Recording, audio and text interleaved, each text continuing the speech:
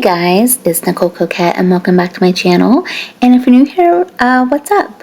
We scored a good meat haul at the grocery store that was discounted.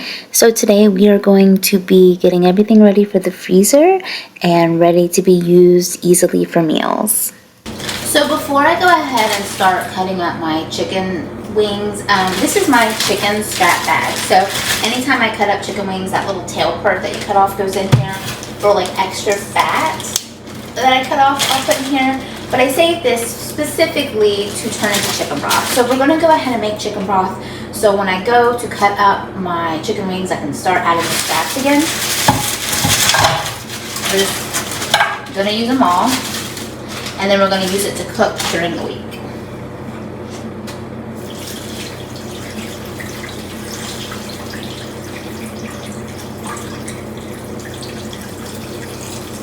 I'm gonna have to get more water. After I got the broth started boiling, I went ahead and cut up an onion and started like sizzling it, sauteing it, whatever you want to call, in a pan to eventually cook my ground beef in. So I wanted to get that started. And then I went ahead and moved on to my chicken wings. So I had to go and start chopping off the little tail that I had mentioned, and then I just put them in the chicken scrap bag. And then I start breaking them and cutting them in two.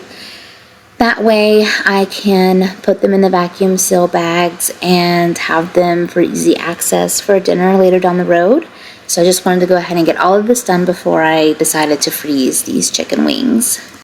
Once my onions got to the point to where I felt like they were sauteed enough, I went ahead and added some of my beef in there, and then I just kind of use salt and pepper to season it. Now you can do whatever you want. Like if you're going to use this meat for like pasta sauces, you could add Italian seasoning, or if you're going to use it for like, you know, enchiladas or tacos or anything that's like a Hispanic dish, you could add seasonings that would go with that, like chili powder, cumin, things of that nature. But I just decided to do salt, pepper, and onions because then it's pretty versatile and I can use it for whatever I need be, like whether it be chili or pasta sauce or, you know, a Mexican dish, anything. I have it kind of neutral. So do whatever your heart feels like, and then that way it'll be ready for you to use in your freezer. Moving along, I had some skin on, bone in chicken thighs. I usually prefer to work with boneless, skinless, but when you can find these on sale, they're pretty cheap. And so it's a pretty easy process to just cut off the skin. I usually cut it off and then just throw it in my chicken scrap bag, and then I get the bone out, and it's pretty simple. I figured this time around I would just go ahead and chop up the chicken thighs into kind of like chunks. That way I can just freeze them that way and I'll have them ready to go. I like to use chicken like that. If I make like an Asian dish, I'll usually make some type of like a honey sauce and then make some fried rice to go with it and some broccoli. And it's a pretty good meal. And sometimes if I'm feeling really rambunctious, I might make some crab rangoon to go with it. It's a little bit of a lengthy process, but yeah, just peel the bone out, stick it in the chicken scrap bag, and then chop up the chicken to whatever way suits your needs the best. Once my meat was finished cooking, I went ahead and drained it. You have several options to do this. Just the main rule is don't pour the grease down the sink because that will clog up your drains. It'll coat the drains with the grease when it hardens, and then it's just a disaster. So don't do that, but you can, you know, pour it into a jar if your pot, pan, or whatever is a little too big to work with. You can scoop it out like I did with a little ladle. Some people like to take paper towels and put it in there and soak it up, and that is an easier method as well. So, you know, drain your meat however works for you. Okay, so what we have so far in the chicken that we're going to freeze these are a bunch of chicken thighs. I'm going to freeze those in a pack so those can be pulled out for a dinner. This is chicken thighs that I cut up, and this is what I'm going to be cooking tonight for dinner. And then there are all our chicken wings that are cut in two.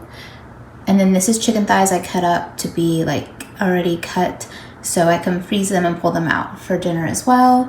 And then my chicken scraps that we will be using the next time I make chicken broth. And there's my meat with onions. I just added salt and pepper in there, and I got all of the grease out. So we're going to probably pack that up into 2 to 3 packs of meat. And then there is the chicken broth simmering on the stove. Once I have all the meat portioned out to go into vacuum sealed bags, I go and I get my roll of bags and I cut whatever portion I need. I kind of just eyeball it, and then I know if I have like similar things going in, I'll try to cut like the same size bag for it. And then I set my vacuum sealer onto the seal setting rather than the vacuum, and you just put the bag in there. And when you close it, it'll heat the seal and make it to where it is closed, and then you can add your meat to. So I go ahead and get those ready, and then I get a pen and I label whatever is going into it. That is important to do. And you should set the date on there. That way you kind of know how long it's been in there, and you know, if you have a lot in your freezer, you kind of know what to use first. And that way, you know, if it's kind of been in there too long, you don't want it to really get freezer burnt, which the vacuum sealed bags kind of prevent that from happening. But it's always important to label and date. Just your future self will thank you for that. Once the bags are ready, you go ahead and just put your meat inside, and then you are going to put it inside the vacuum sealer and set it to vacuum. And mine also has like a moist setting, so like if I'm doing food that has like juices in it, it counts that in, and it has a longer seal time whenever it is vacuuming and sealing it, because I guess the liquid can make it harder for the seal to take.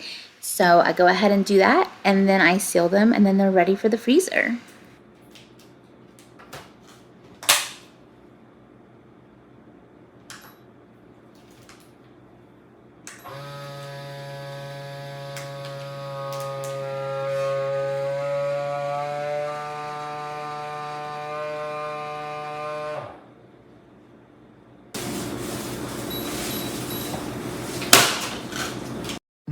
Here's the finished product once the vacuum seal is done. And here is also my chicken broth that I have on the stove.